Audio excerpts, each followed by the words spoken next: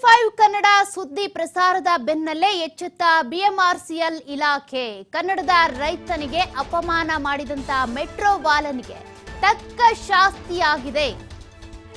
ಅನ್ನದಾತನಿಗೆ ಅವಮಾನ ಮಾಡಿದ ಸಿಬ್ಬಂದಿ ವಜಾ ಆಗಿದೆ.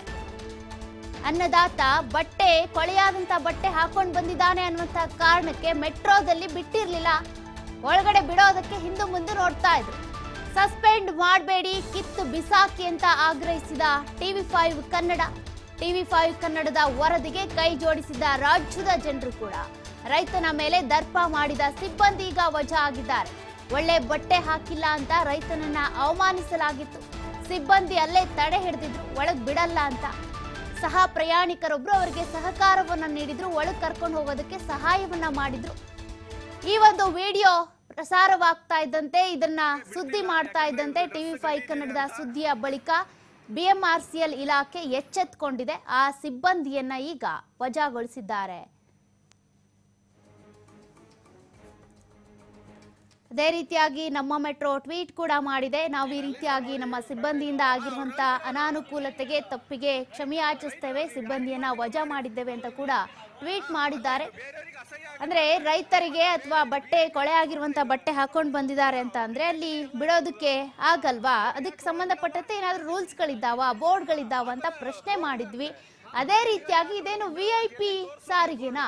ಇದು ಸಾರ್ವಜನಿಕರ ಸಾರಿಗೆ, ಯಾರು ಬೇಕಿದ್ರು ಬರ್ಬೋದು. ಅವರನ್ನ ಚೆಕ್ ಮಾಡಿದ್ರು ಅಂತಂದ್ರೆ ಯಾವುದೇ ರೀತಿಯ ಮಾರಕಾಸ್ತ್ರಗಳಿಲ್ಲ ಅಥವಾ ಏನೋ ಅವರು ಅಪಘಾತವನ್ನ ಮಾಡಲ್ಲ, ಅಪಾಯ ಮಾಡಲ್ಲ ಅಂತ ಆದ್ರೆ ಗೊತ್ತಾದ್ರೆ ಅವರನ್ನ ಬಿಡ್ಬೋದು ಒಳಗಡೆ. ಆದ್ರೆ ಬಟ್ಟೆ ಗಲೀಜಾಗಿದೆ ಅನ್ನುವಂತ ಕಾರಣಕ್ಕೆ, ರೈತ ಅಂತ ಬಂದಾಗ ಬಟ್ಟೆ ಗಲೀಜಾಗಿರುತ್ತೆ, ಸೂಟು ಬೂಟು ಹಾಕೊಂಡೆ ಎಲ್ಲರೂ ಕೂಡ ಬರೋದಿಲ್ಲ.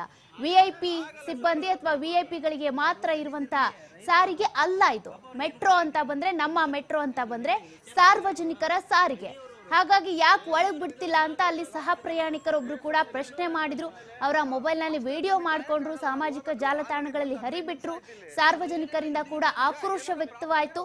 ನಮ್ಮ ಟಿವಿ5 ಕನ್ನಡದಲ್ಲೂ ಕೂಡ ವರದಿಯನ್ನ ಬಿತ್ತರಿಸಿ ಸಿಬ್ಬಂದಿಯನ್ನ ವಜಾ ಮಾಡಬೇಕು ಅಂತ ಕೂಡ ನಾವು ಕೂಡ ಕೇಳ್ಕೊಂಡಿದ್ವಿ. ರಾಜ್ಯದ ಜನತೆ ಕೂಡ ಇದಕ್ಕೆ ಸಹಕಾರವನ್ನ ನೀಡಿದ್ರು. ಈಗ ರೈತನ ಮೇಲೆ ದರ್ಪ ತೋರಿದಂತ ಸಿಬ್ಬಂದಿಯನ್ನ ವಜಾ ಮಾಡಿದ್ದಾರೆ, ತಕ್ಕ ಶಾಸ್ತಿಯನ್ನ ಮಾಡಿದ್ದಾರೆ. ಇದೊಂದು ರೀತಿಯ ಪಾಠ ಅಂತಾನೆ ಹೇಳ್ಬೋದು. ಇನ್ನು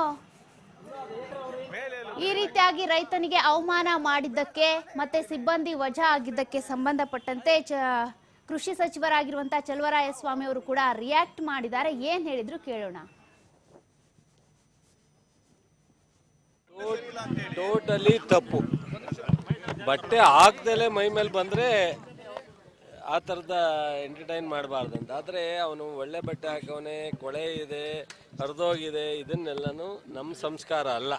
ಅವರವರ ಶಕ್ತಿ ಅನುಸಾರ ಅವರವ್ರ ಬಟ್ಟೆಯನ್ನು ಧರಿಸ್ತಾರೆ. ಅದು ಯಾರೇ ಅದು ತಡೆದಿದ್ರು ಅಧಿಕಾರಿಗಳ ಮೇಲೆ ಕ್ರಮ ಆಗಬೇಕು. ಅದು ತಪ್ಪು ಸರ್, ತಪ್ಪು ಅಂತಲೇ ಹೇಳ್ತಾ ಇದ್ದೀನಿ ಬ್ರದರ್. ಅದು ಅಕ್ಷಮ್ಯ ಅಪರಾಧ. ಯಾವುದೇ ಅಧಿಕಾರಿಗಳು ಆ ಥರದ ನಡವಳಿಕೆ ಮಾಡಬಾರ್ದು. ಬಹುಶಃ ಅವ್ರ ಮೇಲೆ ಕ್ರಮ ತಗೋಬೇಕು. ನಾನು ಸಹ ಸಂಬಂಧಪಟ್ಟಂಥ ಅಧಿಕಾರಿಗಳ ಜೊತೆ ಮಾತಾಡ್ತೀನಿ.